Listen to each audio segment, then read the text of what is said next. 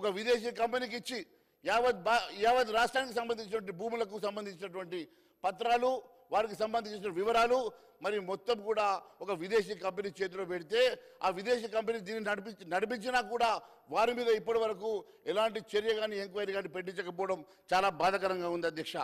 ఎందుకంటే తెలంగాణ ఏర్పడి భూమి రికార్డు పోలిస్తే ధరణి పోర్టల్లో దేవాదాయ వక్ బోర్డులు 40% తక్కువగా ఉన్నట్టుగా, అంతేకాకుండా ఫారెస్ట్ ల్యాండ్ 6 లక్షల ఎకరాలు తక్కువగా ఉన్నట్టుగా తేలింది అధ్యక్ష.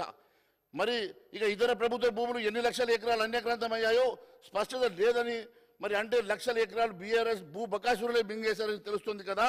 మరి అలాంటి వారిని పట్టుకోవడానికి కాంగ్రెస్ సర్కార్ ఎందుకు మరి వెనుకంజ వేస్తూ ఉన్నది, ఎందుకు దాని మీద మరి నిర్ణయాన్ని దాటవేస్తూ ఉన్నదో ఈ ప్రజానీకానికి చెప్పాల్సిన అవసరం ఉంది అధ్యక్ష. ధరణి పోర్టల్ నిర్వహిస్తున్నటువంటి ఫల్కాన్ సంస్థ ఒక విదేశీ కంపెనీ అధ్యక్ష. ఆ ప్రతినిధులతో రాష్ట్ర ప్రభుత్వం భూ అక్రమాలకు సంబంధించిన సమాచారం తీసుకున్నదా?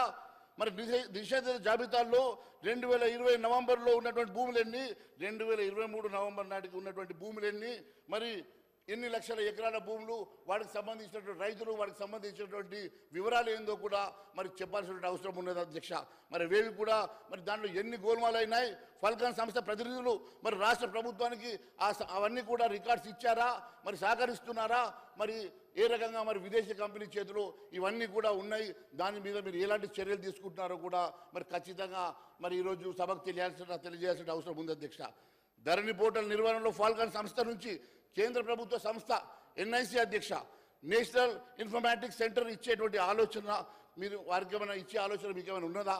మరి అంత మంచి సంస్థ ఉండగా నేషనల్ ఇన్ఫర్మాటిక్స్ సెంటర్ ఉన్నప్పటికీ కూడా మరి వారికి ఇవ్వకుండా మరి రాష్ట్ర ప్రభుత్వం ఏం ఆలోచన చేస్తుందో కూడా తెలియజేయాల్సిన అవసరం ఉంది అధ్యక్ష.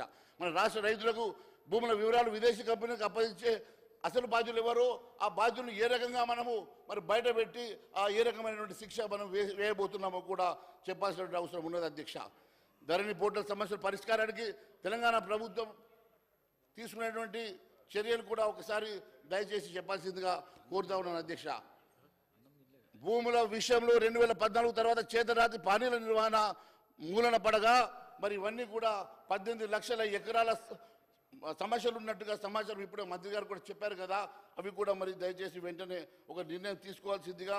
ఎందుకంటే అధ్యక్ష ఈరోజు గతంలో ఇప్పుడే చెప్పినట్టుగా కలెక్టర్లకు కూడా అప్పట్లో కీ ఇవ్వడం వల్ల వారు తీసుకున్నటువంటి నిర్ణయాలు, వారు తీసుకున్నటువంటి మరి వారి చేతికి అధికారులు ఉండడం వల్ల చాలా ముఖ్యంగా విలువైనటువంటి హక్కు ఈ ఉమ్మడి రంగారెడ్డి, మెదక్ లాంటి, హైదరాబాద్ లాంటి జిల్లాల్లో ఉన్నటువంటి విలువైనటువంటి భూములలో వారు ఏ రకమైనటువంటి చర్యలు తీసుకున్నారు, ఏ రకమైన నిర్ణయాలు తీసుకున్నారు, ఏ రకంగా భూముల రికార్డును మార్చారో అవన్నీ తెలుసుకోవడానికి కూడా మరి మీరు ఏదన్నా మరి ఫోరెన్సిక్ ఆలోచన ఏమైనా చేస్తూ ఉన్నారా?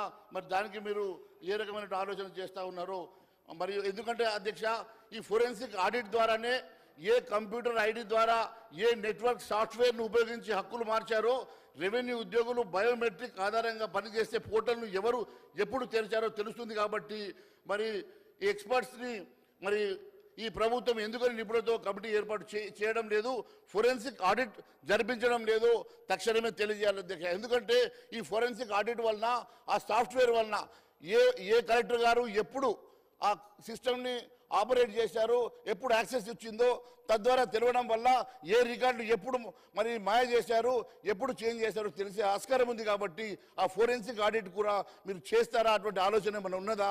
మరి ఉంటే ఎప్పటిలో గల చేస్తారో కూడా దయచేసి మీరు చెప్పాల్సిందిగా నేను కోరుతా ఉన్నాను అధ్యక్ష.